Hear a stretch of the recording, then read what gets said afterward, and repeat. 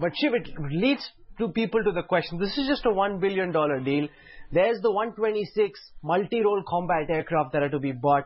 You know, the Gripen and the Eurofighter are doing very well in their trials, but there's pressure to buy the F-16, F-18. A key part of Barack Obama's agenda is to push these deals through. What's the sense within the Air Force?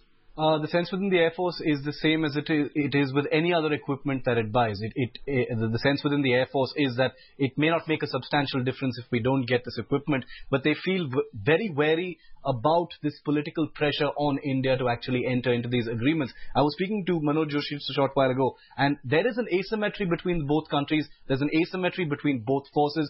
What kind of meaningful interoperability can you really have? Like he said, it's not a one-way street. It has to be both ways. When both countries politically, militarily are so mismatched, and when the possibility of real, meaningful joint operations is very, very distant, how realistic is it to actually push such an argument against a force that is ultimately unwilling to get into such a net? Okay, Bharat Karnad, should the Air Force be pushed politically? You said that the C-130 was a political purchase. Should the Air Force be pushed by the political masters into these weapon purchases? Because I don't know whether it's true, but I've read lots of articles about the existence of kill switches.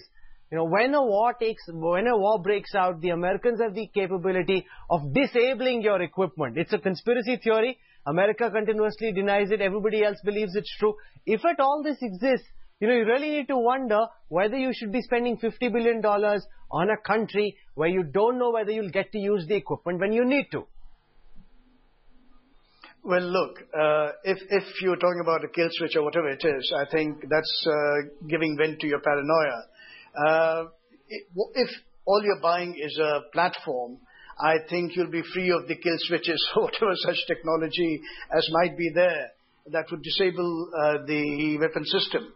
But the thing I think is that the other thing we have to worry about is the fact that we have such a diverse inventory of aircraft.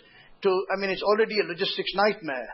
We have just about every aircraft from almost every conceivable supplier country in the world, and it's almost nightmarish for our logistics personnel to manage it in a crisis, even or in peacetime. So what you really have is the necessity to introduce one or two more logistics chains for the C-17, Globemaster III, and the C-130J.